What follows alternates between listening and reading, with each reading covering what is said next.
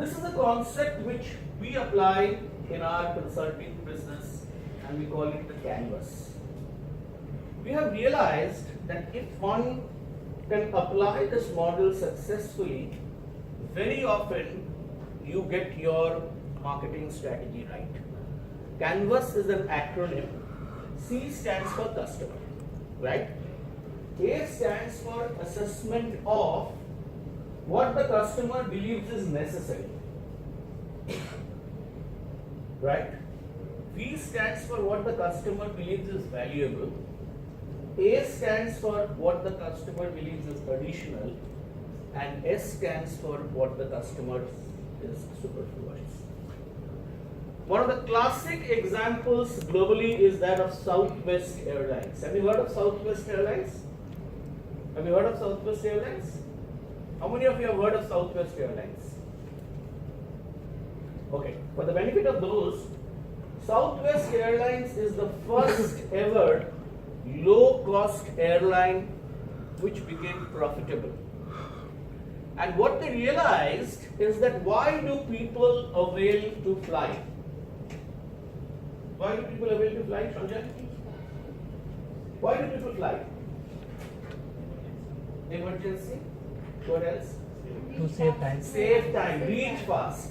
So basic idea of taking an aircraft is to reach from point A to point B at the fastest time. Do you agree? And during that time, are you really bothered whether you are served a hot meal or not? Depending on the length of the journey. The Southwest was a local airline, right?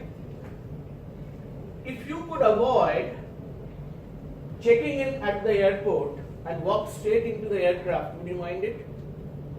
No. Right? It is better. However, will you compromise on things like safety? Would you compromise on punctuality? Would you compromise on cleanliness of aircrafts? No, right? So for a flyer, what is necessary is safety, cleanliness, and punctuality. What could be valuable is that I could book my tickets online. I could also web check in online. What could be additional is that I can have a separate counter at the airport just to drop my baggage. And what could be superfluous could be the food that you are serving at the in the flight.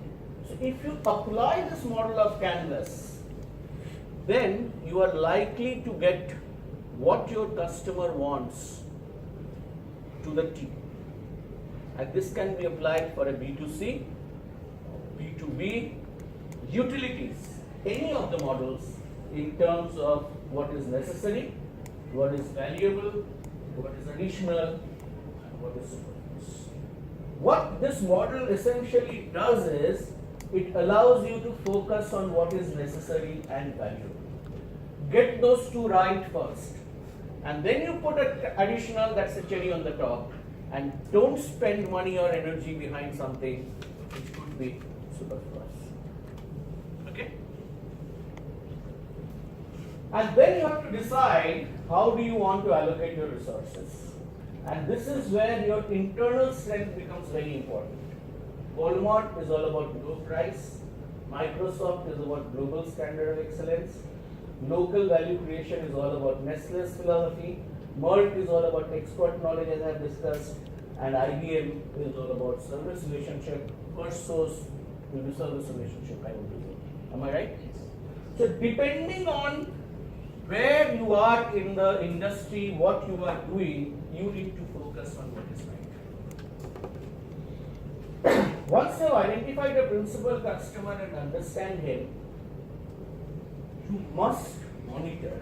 This is where our experience tells us that a lot of organizations are going wrong.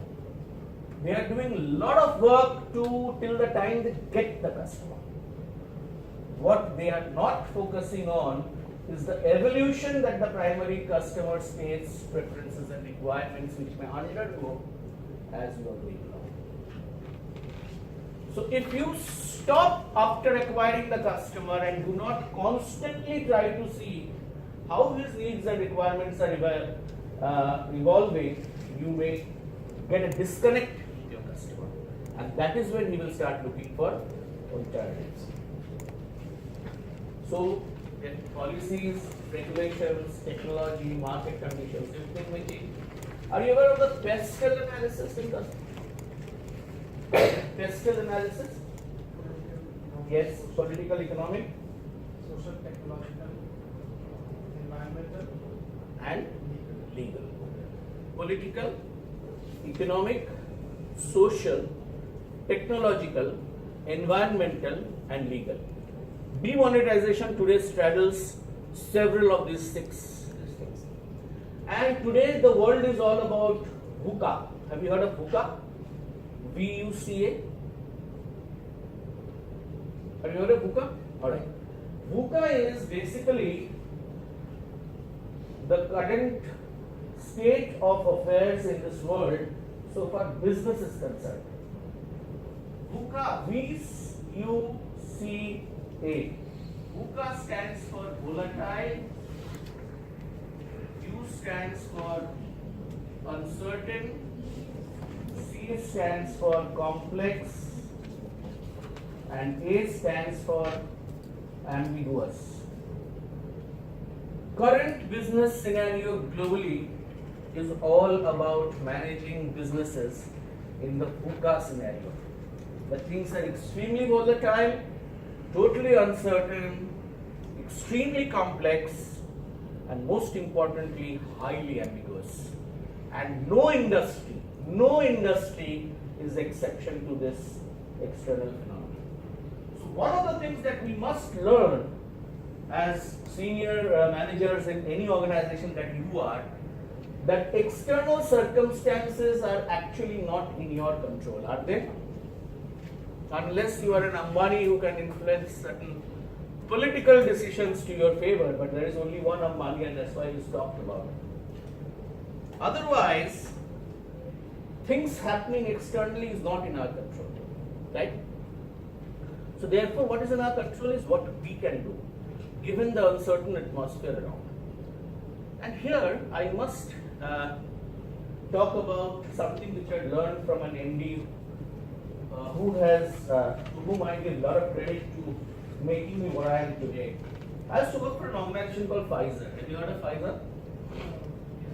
Pharmaceutical company. Currently, world's #1 pharmaceutical company. And there I was fortunate enough to be identified as a star performer. There were 18 of us from the company. Then I was much near at the time, in the early 90s. And therefore, we were once in a while invited to the executive committee meeting as a part of the privilege of being a star performer. And there I remember Mr. Leiden, Peter Leiden, who was the MD, he presented a chart. 3 charts in fact. First chart showed that Pfizer India, in the Pfizer empire of 53 locations, was the number 2 from the top in terms of volumes of medicines produced, either in ml or number of capsules. Right? The second slide showed that in that same 53 location empire of Pfizer, Pfizer India was in terms of profitability at 49. And the sad part was our next door neighbor Pakistan was at 18. Okay? So then he showed the third slide. Over a period of 20 years of Pfizer India, he did the EBITDA chart. EBITDA is, all of you know what is EBITDA? Everybody knows? Otherwise you are a finance expert. I did not have to explain. Sir, why don't you tell us what is EBITDA, so that everybody who is non-finance will also understand. So basically, finance means I'm on the cost part only. So cost is even better. In fact, I remember cost accountants, your institute, if you're a cost accountant by training, had once invited me to chair some session in their annual conference. Cost conference in Delhi? In Calcutta. So, and there I said something very positive about cost accountancy and things like that. So the gentleman was comparing the show. He said, Mr. Pramanik, You know, we tell the chartered accountants that they only report the profits that a company does. We cost accountants deliver the profits that the company makes. EBITDA is basically an operating profit. Alright? Earnings before interest, tax, and depreciation. Right? So the chart was like a sinusoidal curve. You know what is a sinusoidal curve? Fluctuating curve. And then they asked, why is it like this? So the EC, and we are sitting on the side, said, you know, Peter, in India there is a government regulation called DPCO, which is Drug Price Control Order. And it governs the price at which you can sell some of your products to the market. And the year the DPCO is favorable, the profits are good. The year the DPCO is not favorable, the profits are challenged. Then Peter made a statement of which has become one of my mottos in life. He said, do you have lawyers in India? Everybody looked at India. What do you mean lawyers in India? I said, yes. What do lawyers make their money out of? Money? Case. Lawyers make money out of interpreting law in favor of the client. Am I right or wrong? And that is how a murderer is saved. Right? So he says, therefore, if there is a law, there is a loophole. Identify that loophole and exploit that loophole to improve profits. Brilliant thinking. It illustrates everything about policies, regulation, technology, market conditions. Have you heard of a brand called Protenex? Yes, Pfizer. It was a price control brand. And then when somebody deep dive into legals, it was that if Protenex was classified as a food supplement, health supplement rather, and the rule said that if there is sugar in the formulation, then it is under price control. If you use any other sweetener, it is not under price control. So see the opportunity. So the point that I'm trying to make is, these things are not in your control, and we need to work given all these challenges that exist around us. So therefore, the point that I was trying to make, that robust business relationships is alert about competitive environment, and that may redefine customer values and customer behavior. The example which you quoted for demonetization. Therefore, in a multiple customer driven marketplace, it may not be a good idea to do too many things to too many people. Your brand, your company cannot satisfy each and every customer in this world. You have to decide what you stand for and be good at that. So it is advisable to remain fluid and restructure business strategy and execution processes occasionally. Typically, we do not temper with something which is successful. One of the classiest examples in India of restructuring a brand, looking at the customer expectations, is a brand called Maruti 800. Have you heard of Maruti 800? It redefined automobile industry in India. Clearly the largest selling. But then Maruti realized that the customers' driving preferences were changing. They wanted power steering, they wanted power window, they wanted 5-shift gear, and that could not be given at the same price at Maruti 800. So they launched which brand?